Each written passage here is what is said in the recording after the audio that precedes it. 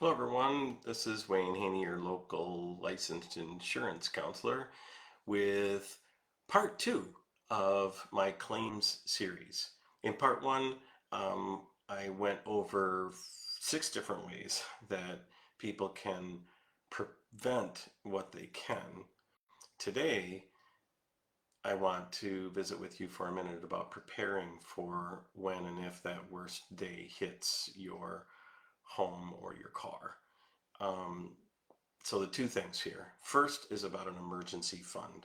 Remember the basic philosophy of insurance, that insurance is meant to help us survive catastrophic events. It's not really meant for routine, albeit irritating, things that drain hundreds of dollars from our pockets or even a couple $1,000s from our pockets. But insurance is really there for those huge events, like our entire house gets destroyed, we don't want to have to rebuild or rebuy that out of pocket, or our entire vehicle gets totaled, we don't want to have to buy that all over again.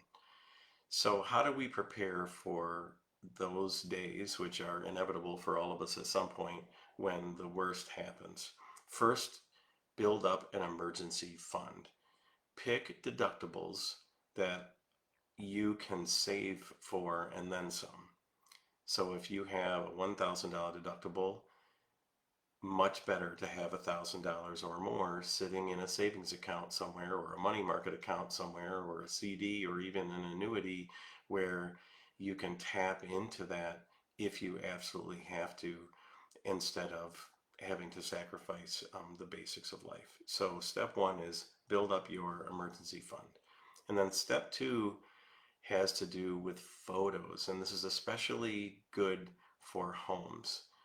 When there is a major claim in a home, one of the first things that the insurance companies will do is ask people for a list of everything that they lost. And it is amazing how we can be sitting in a room that we're in every day, maybe hours every day, walk out that room, and if somebody put a piece of paper in front of us and said, list everything that was in that room, on the walls, in the drawers, there are definitely things that most of us would miss. So a really great exercise, especially in this day and age, is to take your cell phone and go around and just take pictures of every wall of your house. Open drawers, take pictures of those, and then send those photos to yourself via email. So if God forbid you have a catastrophic loss, like a fire or a tornado, while you're in the hotel room trying to recover and figure out what the next steps are, you can pull up those pictures and use those to help make your list. And the more items that you can list for the insurance company, the easier it's going to be for the insurance company to be able to help make you financially whole, or at least get you a significant amount of cash for your start over fund. So those are two huge ways that we should prepare for the worst. So we live in the moment, we enjoy our days, don't spend time, stewing over what could happen. But at some points, we do need to step back and think, well, if the worst happens, what am I going to do?